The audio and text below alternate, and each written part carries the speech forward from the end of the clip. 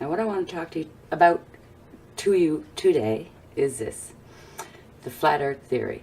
Okay, so everybody seems to be very caught up in the idea that the earth is flat, and others are trying to prove that the earth is round. And a lot of people seem to think it's really important that if we discover that the earth is flat and outside of Antarctica there's actually another world, or possibly heaven or some other realm, if we discover that, we're going to prove God exists, which is not true, because any proof you come up with for the existence of God, they'll find a way to warp it and turn it into lies and disprove it, and it won't be no good to anybody. If you don't want to believe, you're not going to believe, no matter what kind of proof you're given, and that's the unfortunate thing. My thoughts on the flat earth theory are this: I think it's great that people are willing to look at a different idea. I think it's great that we're looking at a biblical perspective and willing to consider it. I don't know if it's flat, and I don't know if it's round. I really don't. But the bottom line is, I really don't know where I am either way. Am I under a dome, or am I on a ball floating around in space? Either way, I don't know what's outside of it, not really. So, another thing is this: we're supposed to be learning how to walk in the way here. This is a classroom.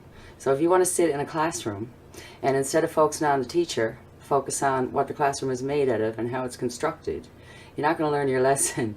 And we're here to learn a lesson. We're not here to figure out whether the earth is flat or round. We're here to learn to walk in the way. So don't focus on how the classroom is put together. Focus on how to walk in the way of Christ, because that's what we're supposed to be doing. So when you get angry, you try not to be. When you start judging someone, you try not to judge them, or you're trying to judge with in the spirit of truth rather than in the spirit of what you want to feel about that person and what you want to be true, so you can have your revenge, and rooting out all this evil in our hearts and reprogramming ourselves from the world, because the world got us totally messed up in the head.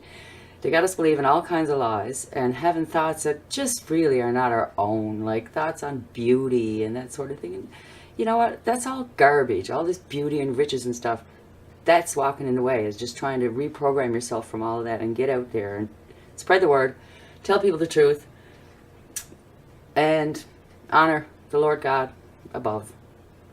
And anyway, that's all I have to say on that right now. I probably rambled a little bit. Thank you very much for listening, and the finger's coming in. I'm going to say goodbye.